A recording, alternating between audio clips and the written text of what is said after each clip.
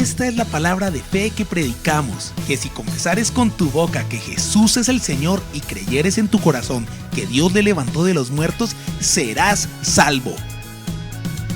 La Iglesia Tabernáculo de la Fe presenta un mensaje de esperanza.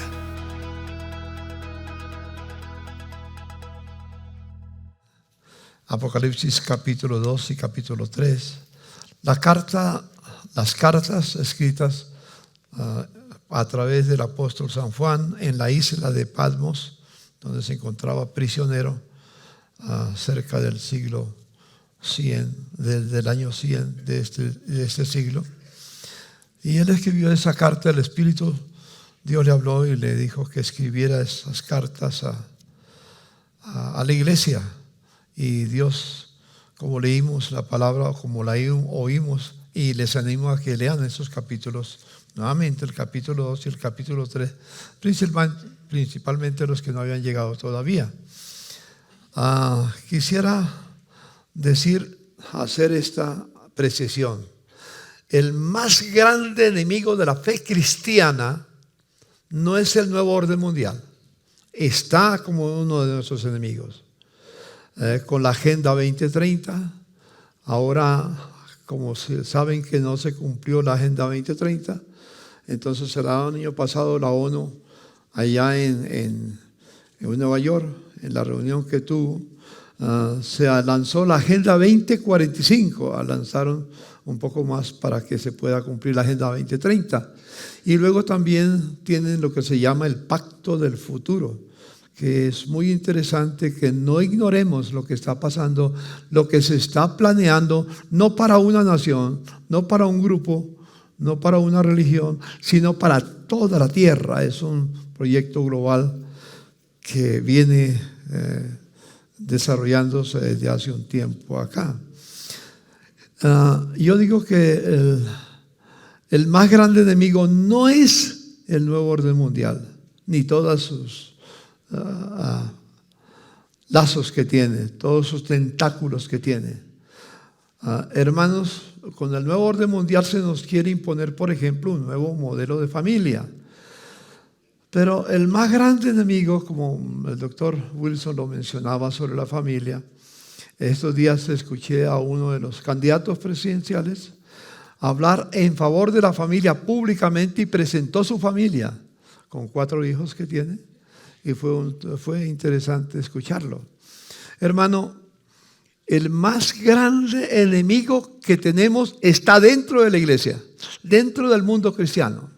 No está afuera. A veces buscamos el enemigo afuera, cuando está a veces dentro de nosotros. Cuando digo de cristianos, no me refiero a esta comunidad simplemente, sino a toda la iglesia evangélica, supuestamente los 15 millones de cristianos evangélicos que estamos en Colombia, incluyendo, natural, fuera de los evangélicos, a la Iglesia Católica, Apostólica y Romana. Así que, hermano, es el cristianismo nominal. Ojo con esa expresión. Hay muchos cristianos que son cristianos nominales, y es lo que queremos tocar hoy, porque tiene que ver con cada uno de nosotros. Tiene que ver esa verdad. El cristiano nominal es el que tal vez asiste a una iglesia, a una comunidad cristiana, cualquiera que sea, y participa en actividades, tal vez inclusive puede ser los de adoración. Sé que aquí hemos trabajado con los de adoración en ese campo, pero puede ser que asista a la iglesia y participe en actividades, pero no vive la vida cristiana.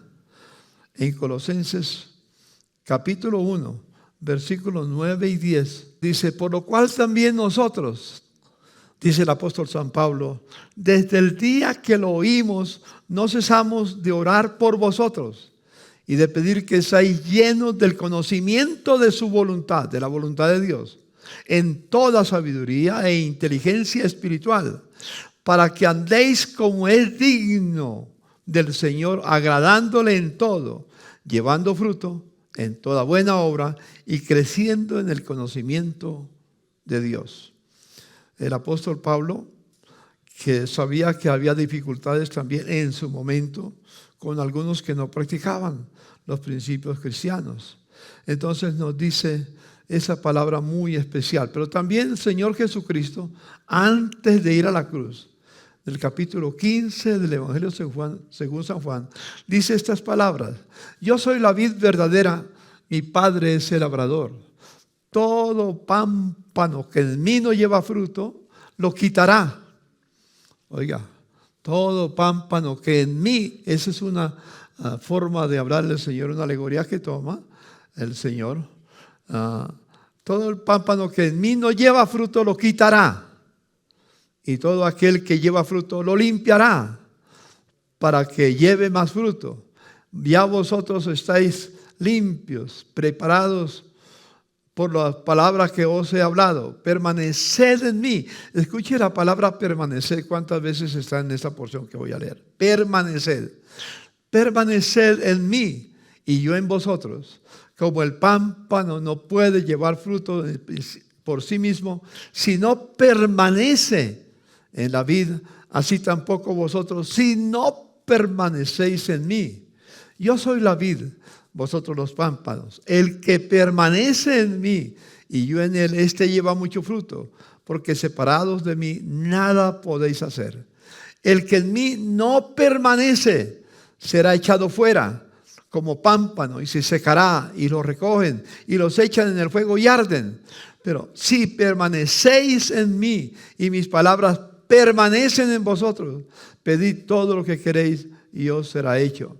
En esto es glorificado mi Padre, en que llevéis mucho fruto y seáis así mis discípulos. Como el Padre me ha amado, así también yo os he amado. Permaneced en mi amor. Si guardáis mis mandamientos, permaneceréis en mi amor, así como yo he guardado los mandamientos de mi Padre y permanezco en su amor. Estas cosas os he hablado para que mi gozo esté en vosotros y vuestro gozo sea cumplido. Y este es mi mandamiento, que os améis unos a otros como yo os he amado. Nadie tiene mayor amor que este, que uno ponga su vida por sus amigos. Vosotros sois mis amigos si hacéis lo que yo os mando. Ya no os llamaré siervo, porque el siervo no sabe lo que hace su Señor, pero he llamado amigos, porque todas las cosas que de mi Padre os las he dado a conocer. No me elegisteis vosotros a mí, sino que yo os elegí a vosotros y os he puesto para que vayáis y llevéis fruto. ¿Y qué? Y vuestro fruto permanezca, para que todos los que pidiereis en mi nombre, Él os lo dé. Son palabras del Señor Jesucristo antes de ir a la cruz. Él sabía, cuando miraba hacia el futuro, que muchos en esta palabra, muchos estarían diciendo que permanecerían en Él, pero no llevaban fruto.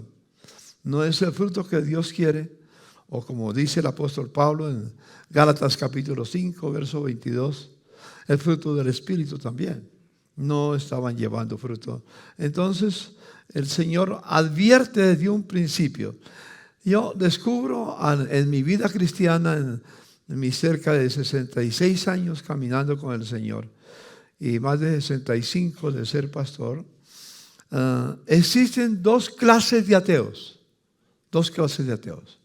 Uno es el ateo teórico, el que niega la existencia de Dios mediante argumentos filosóficos, lógicos o científicos, por lo menos entre paréntesis científicos, porque la creación de los cielos y la tierra no fue de algo que hubo una explosión y apareció de esa explosión que se creó todo el universo, pero tratan de creerlo, tratan de hacer creer, y ellos tienen sus explicaciones científicas.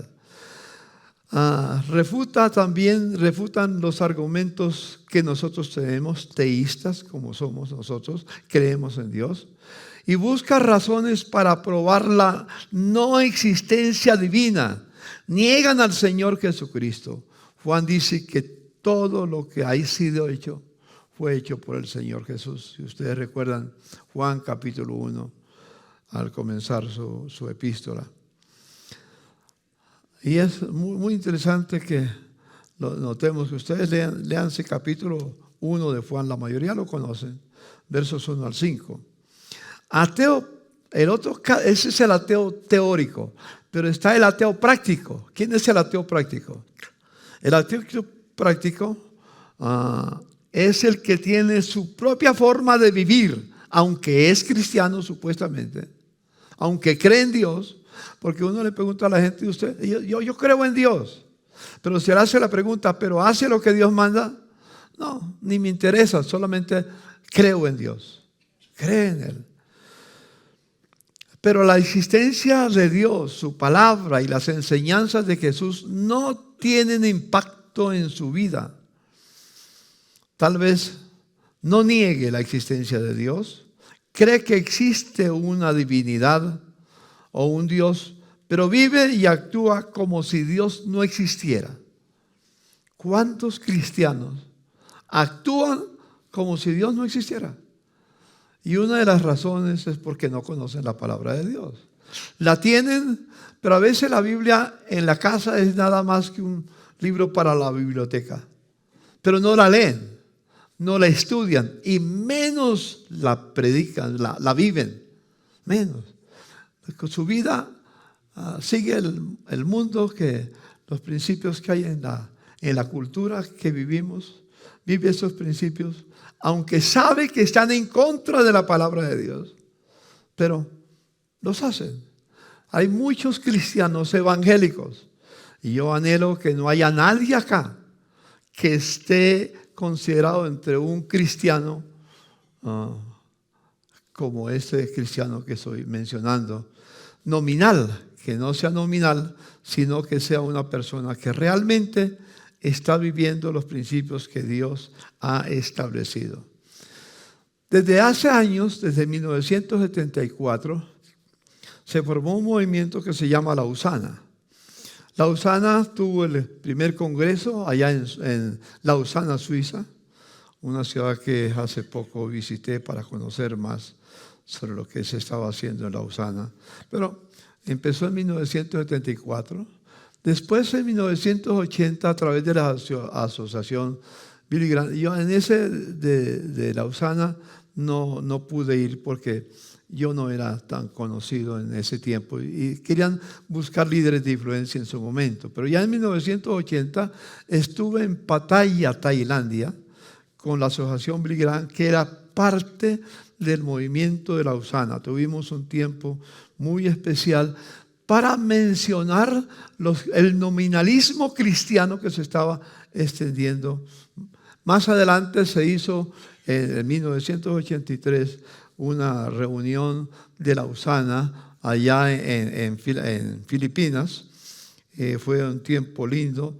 Y luego estuve en ellas como también en Holanda, más adelante, que tuvimos tiempos muy lindos. Y siempre se está hablando de en los manifiestos que han salido de esas conferencias, siempre se ha hablado de la importancia de no solamente predicar, sino vivir.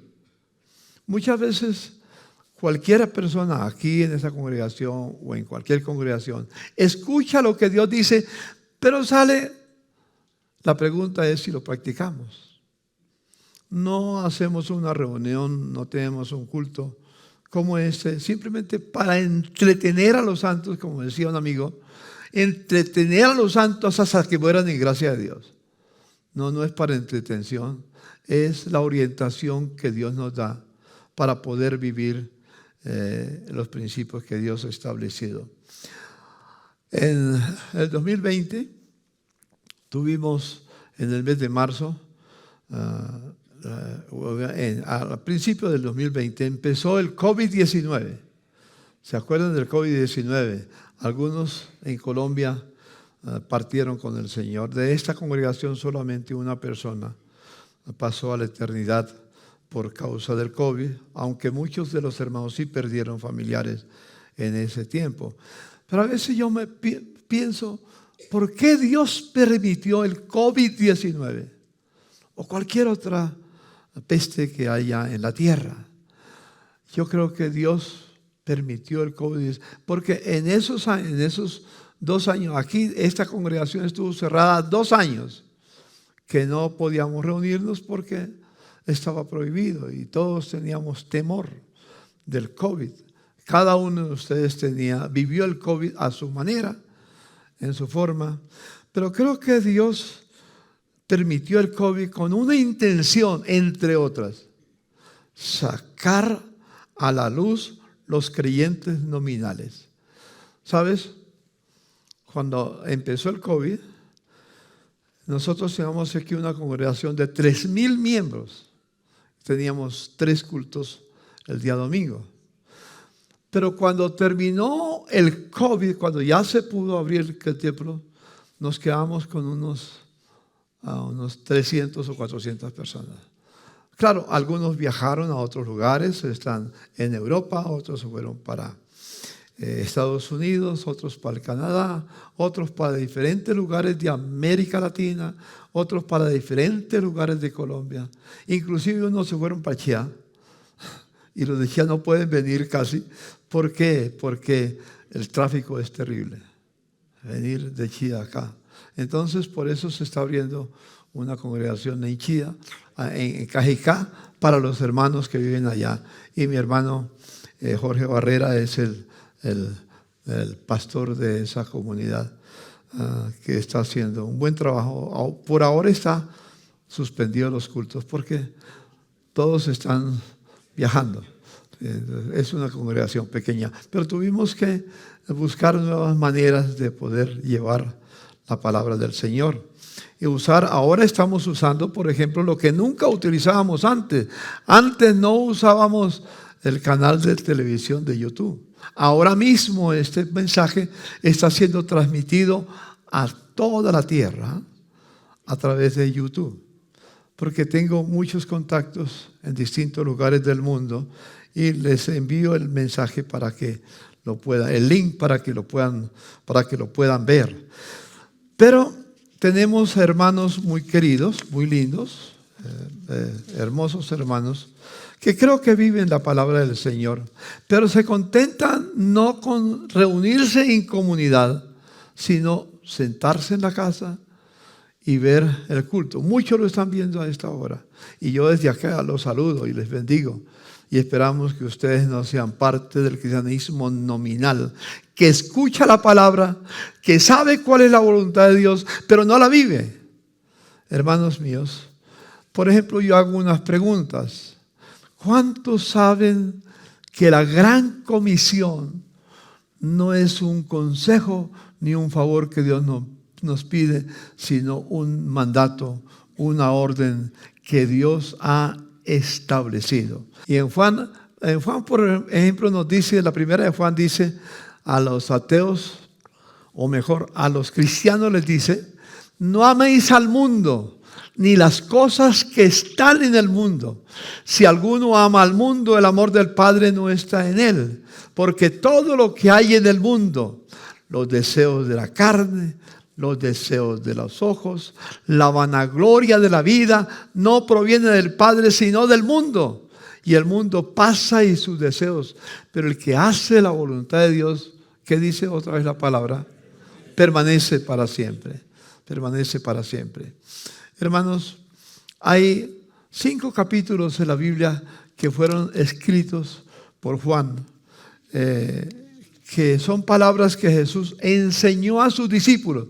Se reunió con los discípulos y les compartió 5 capítulos que están en la Biblia. Capítulo 13 de Juan, capítulo 13, capítulo 14, capítulo 15, capítulo 16 y capítulo 17. Son palabras que Jesús mencionó en el aposento alto cuando dio la cena, cuando partió el pan y dio el vino para decir que era el nuevo pacto que hacía con su pueblo. Y en esos capítulos que están en la Biblia, el Señor nos dice cómo debemos de vivir, y espero que ustedes los repasen capítulo 13 al 17 de San Juan. Entonces, ¿pero qué dice en el capítulo 28? Versículos 19 y 20. Dice el versículo 18 que Jesús, después de resucitado, se apareció a sus discípulos y les dijo: toda autoridad me ha sido dada en el cielo y en la tierra. Por tanto, id y haced discípulos. Escuche, discípulos, no creyentes, discípulos. Un discípulo es distinto a un creyente, porque hemos dicho que un discípulo es uno que cree todo lo que Jesús ha dicho y hace todo lo que Jesús manda. Si tú no crees todo lo que Jesús ha dicho, no es algo que yo, como voy a un restaurante y hay un buffet, entonces yo escojo la comida que quiera. La Biblia no es un buffet. La Biblia es un libro que tiene la voluntad del Señor. Entonces el Señor dice: vayan y hagan discípulos, bautizándolos en el nombre del Padre, del Hijo y del Espíritu Santo. Y luego dice, enseñándoles. ¿Quién se acuerda qué dice el verso? Enseñándoles a obedecer todo lo que les he mandado. Y entonces luego dice: y he aquí, y estoy con vosotros todos los días hasta el fin del mundo. Nosotros nos acordamos mucho, los cristianos, en esa selección que hacemos del buffet bíblico, para escoger lo que nos gusta. Hay un ministerio que se llama Palabritas. Y yo he hablado con Álvaro, que es mi hermano Álvaro, que fue miembro de esa congregación. Y dirige el ministerio Palabritas. Y usted lee los textos que vienen con promesas. Una promesa muy linda, las promesas. Y yo le decía a Álvaro, le he dicho a Álvaro: Álvaro, recuerda esto. Cada promesa tiene una condición. Por eso cuando dice: y aquí estoy con vosotros todos los días hasta el fin del mundo, no, la mayoría de los cristianos saben ese pedazo, pero se olvidan del interior. ¿Cuál es el interior? Enseñándoles a obedecer todo lo que les he mandado. Somos expertos muchas veces para escoger las promesas, pero nos olvidamos de las condiciones. Por ejemplo, Juan 3:16, porque de tal manera amó Dios al mundo, para que todo aquel que en Él crea no se pierda. ¿Quién es el que no se pierda? No se pierde, sino que tenga vida eterna. ¿Quién? Todo el que cree en Jesús. No es un universalismo que Dios está mencionando, o que el Padre menciona, o Jesús menciona en Juan 3:16, sino que hay una condición para tener vida eterna. ¿Cuál es? Creer en Jesús. Y creer es sinónimo de obedecer. En la Biblia no es simplemente algo que a uno le parece. Creer en la Biblia es sinónimo de obedecer. Poniéndolo en la claridad, para que todo aquel que obedezca a Jesús no se pierda, mas tenga vida eterna. Así que tenemos que tener mucha atención sobre esas verdades que encontramos en las Sagradas Escrituras.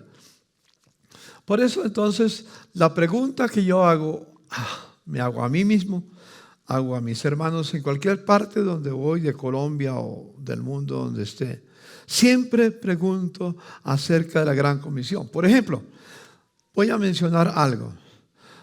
Aquí lo hemos hecho en el pasado, espero que ya lo hayan superado, pero quiero decirles: ¿cuántos saben cuál es el mandamiento, los mandamientos que el Señor dio? La mayoría me dice, los 10 mandamientos, ¿cuáles son? Son 10. ¿Y cuáles son los 10 mandamientos? ¿Quién se pone de pies y me dice los 10 mandamientos? A ver, pero póngase de pie y lea. No lo lea. A ver, mi hermano de los Geones, léalo, dé algo. No tendrás dioses ajenos delante de mí, no te harás ídolo ni imagen de la tierra. No tomarás el nombre del Señor, Tu Dios en vano. Acuérdate. honrarás a padre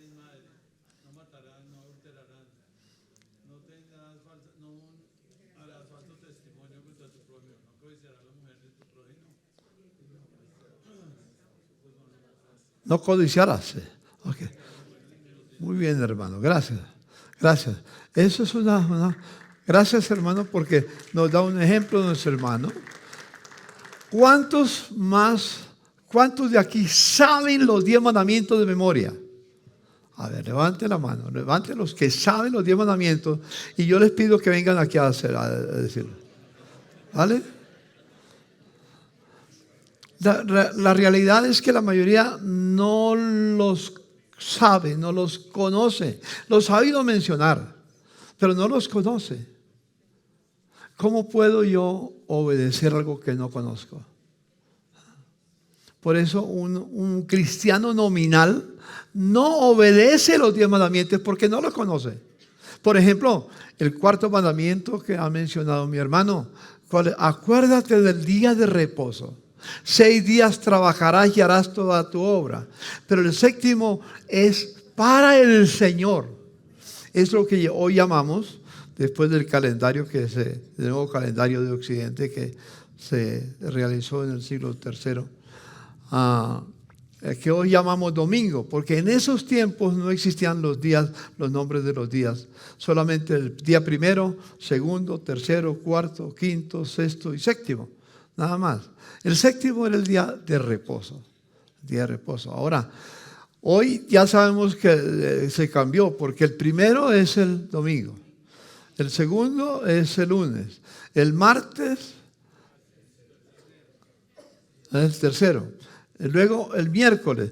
Pero una cosa, el lunes está dedicado al sol, a la luna, el martes a Marte, el miércoles a Mercurio, el jueves a Júpiter, el viernes a Venus, el sábado a Saturno. Y como el día que guardaban los cristianos era el 7.º día, ¿sí? Porque fue el 7.º día que Dios descansó, entonces lo llamaron el día del sol, porque el sol era el mayor Dios de su época, de su momento.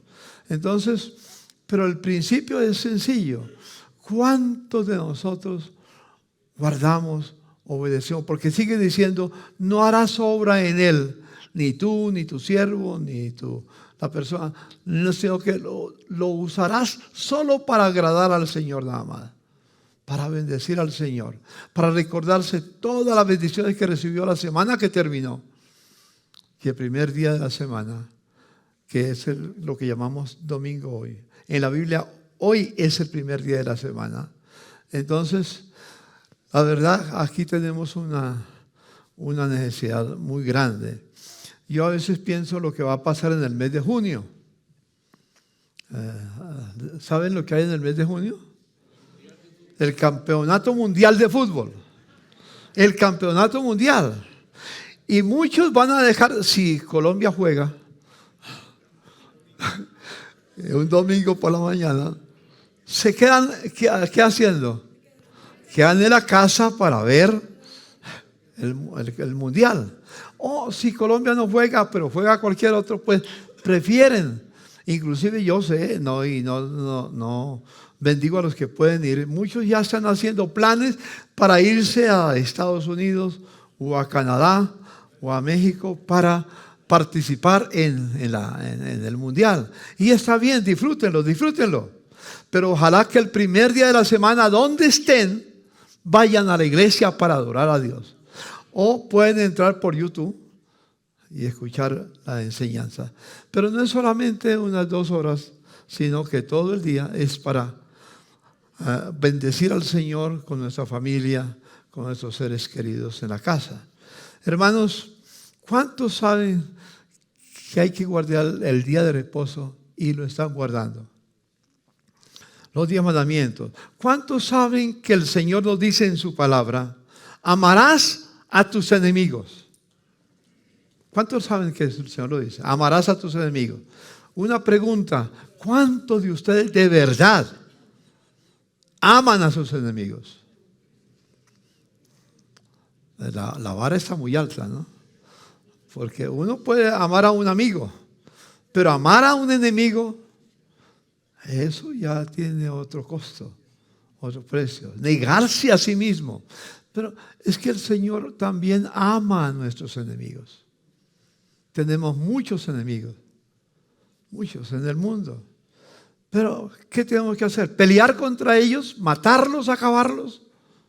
No, amarlos y pedir al Señor que los bendiga, que los guarde, que los proteja, que el Señor esté con ellos y les dé la oportunidad de darle su vida al Señor también.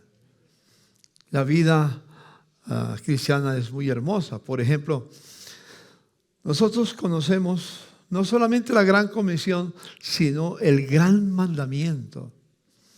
¿Cuántos de ustedes saben el gran mandamiento? Que el gran mandamiento está basado en el libro del Pentateuco, especialmente en el libro de Deuteronomio, en el capítulo 6 y el versículo 4. Tiene todo un trasfondo, pero menciona: escucha, Israel, el Señor vuestro Dios uno es, y amarás al Señor tu Dios con todo tu corazón, con toda tu alma, con toda tu mente, con todas tus fuerzas. Eso lo enseñó Jesús en el Nuevo Testamento, porque Él era judío. Y esos principios, esos valores judeocristianos, Él los tenía encarnados. Como Él dijo: yo no vine para violar la ley, sino para cumplirla.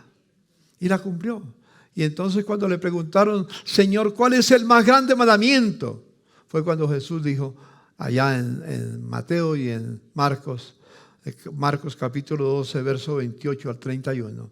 Dice: amarás al Señor tu Dios con todo tu corazón, con toda tu alma, con toda tu mente, con todas tus fuerzas. Ese es el primero y más grande mandamiento. El segundo es semejante a ese: amarás a tu prójimo como a ti mismo. No hay mandamiento mayor que este. Eso es lo que Dios quiere que hagamos. ¿Quién es nuestro prójimo?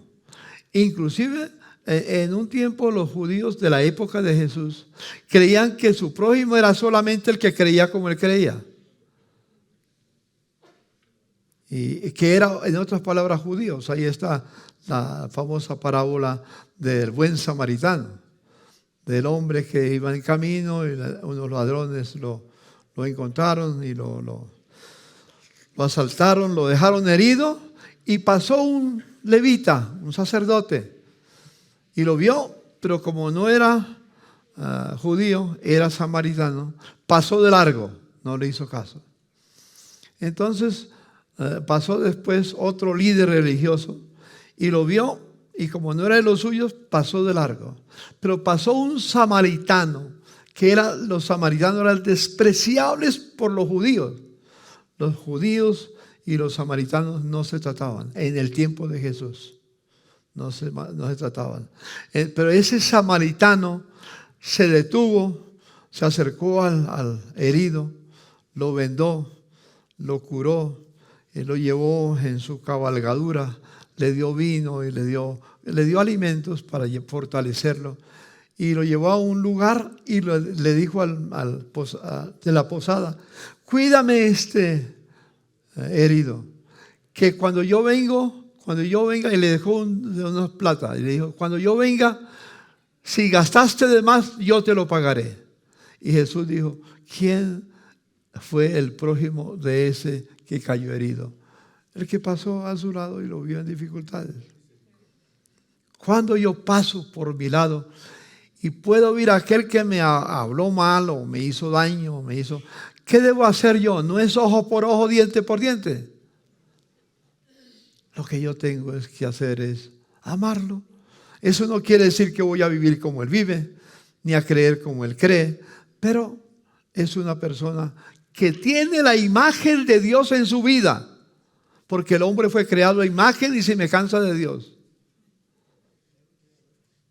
Y la imagen y semejanza de Dios está en tu enemigo, aunque él no lo cumpla, pero está en tu enemigo.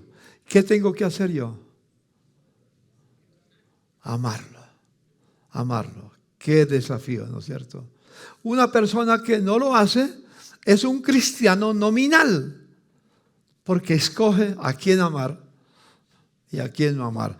El Sermón del Monte, capítulo 5, 6 y 7 de Mateo, es una porción de la Biblia muy, muy muy, muy hermosa. Hermanos, sigamos con lo que tenemos aquí. Voy a compartir con ustedes las 5 principios que fueron de la Reforma Protestante en el siglo XVI. El primer principio que ellos tenían era solo Cristo, porque antes se creían muchos santos, ¿no? Además, como pasa con algunas personas que creen en muchos santos, no solo en Cristo, creen en muchos, no quiero mencionar a ninguno para no. Creen en muchos santos. Yo recuerdo una señora muy querida que su hija iba a nuestra comunidad cuando estábamos en el centro de la ciudad. Y una vez yo fui a visitarla, de una familia muy distinguida en Bogotá, que sigue siendo muy distinguida. Entonces, un día su hija me invitó a la casa para presentarme a sus padres. Y yo llegué donde ella y me dijo: pastor, mi hija me ha hablado muy bien de usted, pero yo quiero mostrarle lo creyente que soy yo, lo religiosa que soy yo. Tenía una especie de mezanín atrás.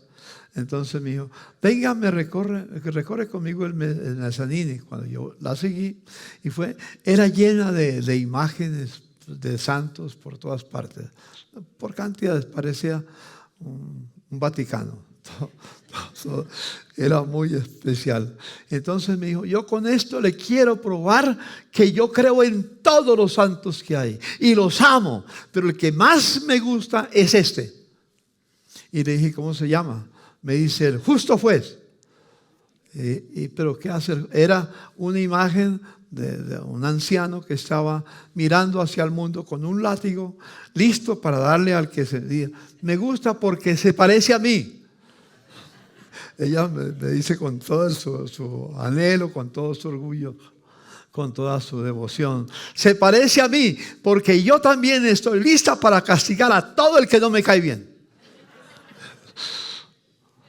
Pero era buena religiosa, ¿sí? Quizás nosotros no llegamos a ese extremo, pero en la praxis tal vez nos parecemos a esos que pasaron por donde estaba herido esa persona que no se sabía de dónde era, pero que ese samaritano despreciable lo ayudó, porque Jesús toma esas palabras, dice que ese es a quien debemos de amar, a ese desconocido. Hermano, ¿cuántas necesidades hay en Colombia? Solo Cristo nos enseña a amar a nuestros enemigos. Solo Cristo. Así que si alguien habla mal de ti, porque Él dice: bendecid a los que os maldicen. Y recordemos la palabra. Bendecir significa hablar bien de. Y dice: a los que os maldicen. ¿Quiénes son los que maldicen? Los que hablan mal de. En otras palabras, desear el bien al que habla mal de ti. No estamos acostumbrados a eso. Pero ese es el cristianismo puro, legítimo, el que Dios quiere, por el que Cristo murió. Si Él murió por mí, yo estoy para obedecer su palabra, para vivir en su palabra. Solo Cristo es lo primero que debemos proclamar. Lo segundo era sola fe. La fe, el justo, dice Romanos capítulo 1, verso 16, el justo por la fe. ¿Fe en quién? Fe en el Señor. Pero la palabra fe es aprender a confiar en. Fe es confiar únicamente, como se cantaba esta mañana, como Majo lo mencionaba. Confiar en quién? En Cristo. Solo Cristo, solamente. Confiar en Él, en su palabra. Y luego solo gracia. Somos salvos por la gracia. Ya ustedes lo conocen. Pero nosotros, esos fueron los principios de la Reforma. Y luego sola escritura. Esa fue la decisión que tomaron cuando la Biblia fue traducida a los distintos idiomas. Yo recuerdo en los años que yo me convertí, aquí se perseguía, en los años 60, se perseguía a los que tenían la Biblia. había orden del sistema de entonces, de esa época, de perseguir a los cristianos que creían en la Biblia. No tengo tiempo de profundizar en eso, pero yo lo viví en ese tiempo. Nos perseguían, pero hermanos, sola escritura. Yo fui uno de los colportores que hubo en Colombia, yendo casa por casa para dar una Biblia, para que la leyeran, porque normalmente nadie conocía la Biblia, nadie creía la Biblia, nadie, ni siquiera la Biblia católica con notas católicas, ni siquiera la conocían tampoco. Y luego, muy, muy interesante que lo tengamos en mente. Nosotros lo sabemos, hermanos míos, pero es bastante complicada. Una situación que yo quiero hacer en esta mañana, para que nos examinemos y no entremos en el nominalismo cristiano o evangélico, es en cuanto al matrimonio. Porque hemos dicho que este año vamos a hacer mucho énfasis en el origen de esta comunidad, que es la familia. Ese es el origen, lo que el doctor Wilson nos mencionaba, de algo que tiene en su corazón, defender la familia. Solo a Dios la gloria, el quinto. Eran los 5 pasos. Solo Cristo, solo fe, solo gracia, solo escritura. Solo a Dios la gloria. Eso fue lo que hizo grande a los Estados Unidos. Porque cuando vinieron los puritanos y después los moravos y demás que venían de Europa para fundar a los Estados Unidos, se establecieron con ese principio. Desafortunadamente, al caminar el tiempo, al avanzar el tiempo, Estados Unidos se ha olvidado de esos principios. Y bueno, Occidente especialmente, nosotros que estamos en Occidente nos hemos olvidado de esos principios. Hay algo que quiero recordarles, hermanos míos. Hay 3 tipos de personas que se representan por 3 círculos. El primer círculo se presenta al hombre natural, el que no tiene religión, el que no tiene fe. Él está en el trono sentado, él manda en su vida y Cristo está afuera. Así era yo hace casi 66 años cuando conocí al Señor. Cristo no moraba en mi corazón. Bueno, era la forma de vivir, pero después conocí a Cristo. Y entonces vino el segundo círculo, el cristiano, el símbolo del cristiano lleno del Espíritu Santo. Es el que tiene a Cristo en el centro de su vida. Y él está para obedecer todo lo que Jesús manda. Pero hay otro círculo, que es el cristiano carnal. Que ese cristiano carnal es el cristiano nominal, que cree en Cristo, pero hace lo que le da la gana. En buen lenguaje protestante, en buen lenguaje cristiano, no hace lo que le da la gana. Hermanos, estoy terminando ya. ¿En qué se diferencia un cristiano de nombre de un auténtico discípulo de Cristo? En que el discípulo del Señor se encuentra en una constante actitud de obediencia sin negociar el mandato del Señor. No importa lo que el Señor me pida, yo estoy dispuesto a obedecer al Señor. No solamente amar a los enemigos, sino, por ejemplo, el matrimonio.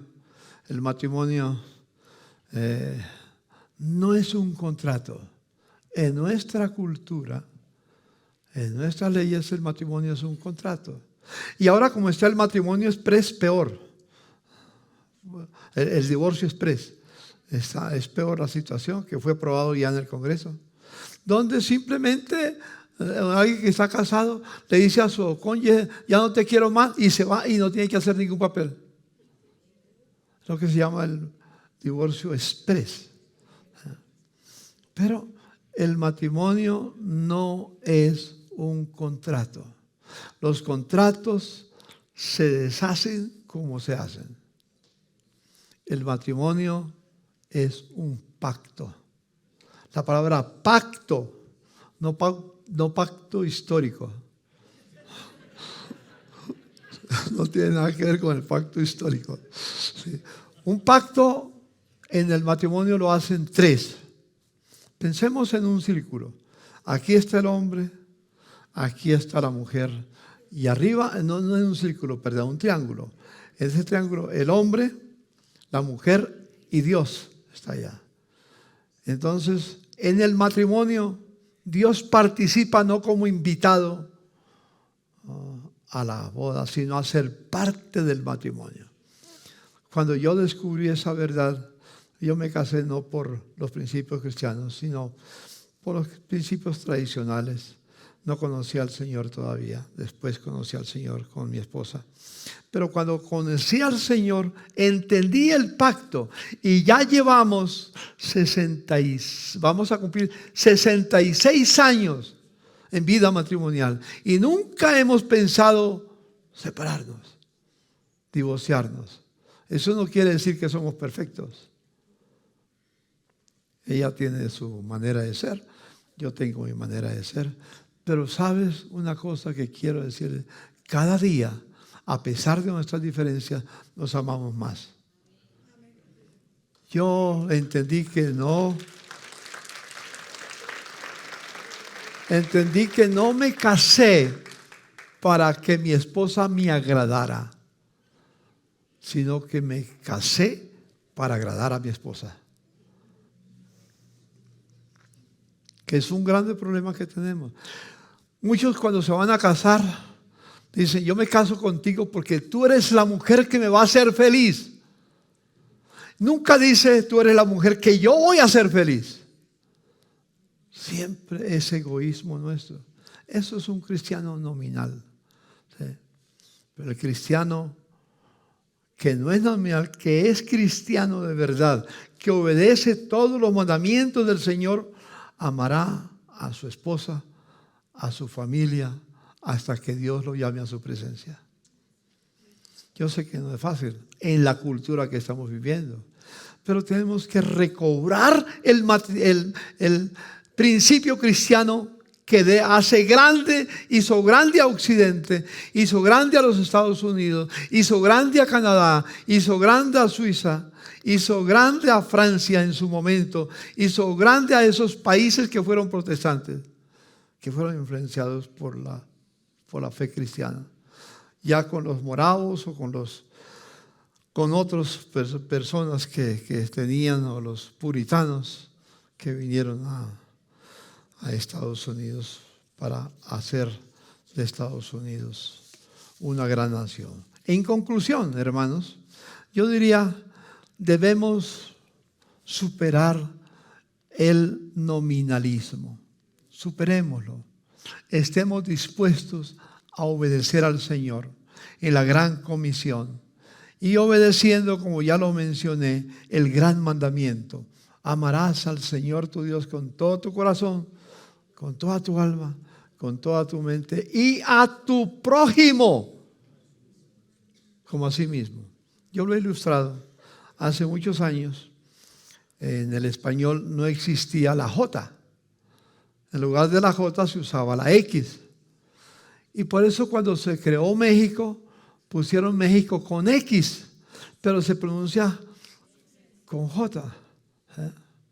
Entonces, piense en la palabra prójimo y quite la J y ponga otra vez como lo tenían ellos, con la X. ¿Quién es mi prójimo? El próximo. No hay nadie más cerca que tu esposa, que tus hijos, que tus nietos, que tus seres queridos. Ámalos. Ama a tu prójimo como a ti mismo. Y ese es el más grande mandamiento que Dios tiene para nuestra vida. Así que recobremos, hermanos, ese nominalismo que tenemos. Seamos un pueblo que hace de la familia un hogar. De hoy en 8 días vamos a tocar el tema de ser un hogar, porque el tema del año es eso, hagamos de nuestra casa un hogar para Dios, un hogar. Y vamos a ver la palabra hogar, de donde se origina. En Génesis, me interesa mucho Génesis capítulo 18.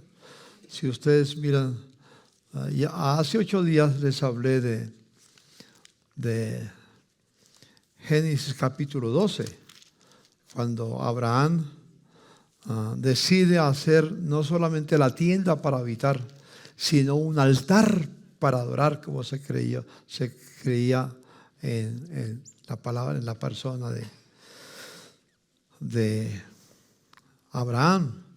Él hacía un altar, porque todo lugar de habitación, lo dije 8 días y lo repito ahorita, todo lugar de habitación es ¿qué? Un lugar de adoración.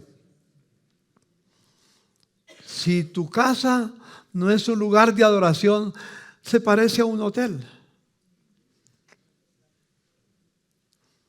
No, la casa no es un hotel para yo pasar la noche, para yo tener una buena diversión con mi esposa o las cosas, cualquier otra cosa que se haga.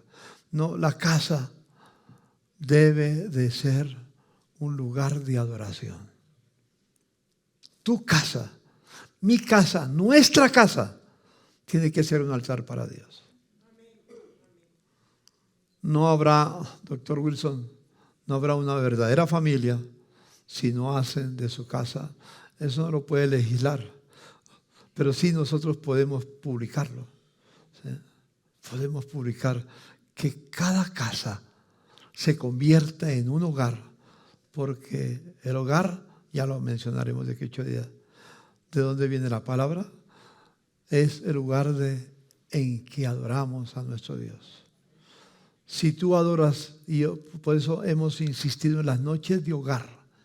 La noche, por lo menos son 8 a la semana en que el hombre y la mujer, los esposos, se reúnen con sus hijos para cantar, para leer la palabra, para compartir los principios bíblicos en su casa y tener un hogar lleno de la bendición de Dios. Y en Génesis capítulo 18 nos dice algo muy especial. Capítulo 18, en el versículo 17 al 19, dice estas palabras. Pero el Señor estaba pensando, ¿le ocultaré a Abraham lo que estoy por hacer? Es un hecho que Abraham se convertirá en una nación grande o una gran nación y poderosa, y en él serán benditas todas las naciones de la tierra. Yo lo he elegido para que instruya a sus hijos y a su familia. ¿A quién le corresponde? Estamos hablando también de hombres de valor. Lo que al hombre le corresponde en el hogar. Dice, yo lo he elegido para que instruya a sus hijos y a su familia, a fin de que se mantengan en el camino del Señor y pongan en práctica lo que es justo y recto. Así el Señor cumplirá lo que ha dicho. Hermanos, obedeciendo la gran comisión, obedeciendo el gran mandamiento, haciendo de nuestro hogar un lugar de adoración, y en cuarto lugar, ser un pueblo de oración. Permítame, ¿por qué oré por muy especial? Lo que estábamos haciendo, hermano, no es un cumplido, sino algo que está en nuestro corazón. El apóstol Pablo le dijo a Timoteo unas palabras que son muy especiales, que yo las quiero leer. Primera de Timoteo, capítulo 2. Primera de Timoteo, capítulo 2, en el verso 1 al 4. Dice así: así que recomiendo ante todo que se hagan plegarias, oraciones, súplicas y acciones de gracia por todos, especialmente por los gobernantes y por todas las autoridades, para que tengan paz y tranquilidad. ¿Cuánto necesitamos que nuestras autoridades, el ejecutivo, el legislativo, el judicial, las fuerzas militares, todo el sistema de justicia, todo el andamiaje que está en nuestro país pueda tener paz y tranquilidad. Y llevemos una vida piadosa y digna. Esto es bueno y agradable a Dios, nuestro Salvador, porque Él quiere que todos sean salvos y lleguen a conocer la verdad. Entonces nos manda a ser un pueblo, el pueblo cristiano, un pueblo que ora por nuestros gobernantes. A veces no es fácil, pero Dios nos pide que lo hagamos. Yo tengo que hacer lo que yo puedo hacer, que Dios hará lo que yo no puedo hacer, pero Él va a cumplir su palabra. Quiero terminar con Apocalipsis capítulo 3. Y escribe al ángel de la iglesia en la Odisea: he aquí el amén, el testigo fiel y verdadero, el principio de la creación de Dios dice esto. Aquí era una iglesia nominal. Y por eso le dice: yo conozco tus obras, que ni eres frío ni caliente. Ojalá fuese frío o caliente, pero por cuanto eres tibio y no frío ni caliente, te vomitaré de mi boca. Porque tú dices: yo soy rico y me he enriquecido y de ninguna cosa tengo necesidad, y no sabes que tú eres un desventurado, miserable, pobre, ciego y desnudo. Por tanto, yo te aconsejo, dice el Señor, que de mí compres oro refinado en fuego, para que seas rico, y vestiduras blancas para vestirte, y que no se descubra la vergüenza de tu desnudez, y unge tus ojos con colirio para que veas. Yo reprendo y castigo a todos los que amo, porque el Señor te ama, aunque seas un cristiano nominal. Te ama el Señor. He aquí, yo estoy a la puerta y llamo. Si alguno oye mi voz y abre la puerta, entraré a él, cenaré con él y él conmigo. El que venciere, le daré que se siente conmigo en mi trono, así como yo he vencido y me he sentado con mi Padre en su santo trono. Y termina diciendo: el que tiene oídos para oír, oiga. Señor Jesús, gracias por permitirme compartir este pensamiento, Señor, de ser un discípulo tuyo, una persona que creo todo lo que tú has dicho en tu palabra, y estoy dispuesto a hacer todo lo que tú mandas con el poder de tu Espíritu Santo. Confieso que necesito tu poder, Señor mío. Hay muchas tentaciones en el mundo. Señor, yo quiero vivir siempre en tu voluntad, y pido por mis hermanos y amigos que están hoy, que puedan vivir también por tu voluntad. Señor, gracias. Gracias. Señor, permítenos que no seamos cristianos nominales, sino cristianos que estamos dispuestos a vivir para tu gloria y para tu honra, y ser la sal de la tierra y la luz del mundo, Señor. Sal para que no se la descomposición que tiene Colombia termine, Señor, y luz para que las tinieblas que viven en nuestra patria alumbre tu luz con nuestras vidas, con nuestro corazón, con nuestros hogares. A ti sea la gloria, en el nombre del Padre, del Hijo y del Espíritu Santo. Amén. El Tabernáculo de la Fe presentó un mensaje de esperanza.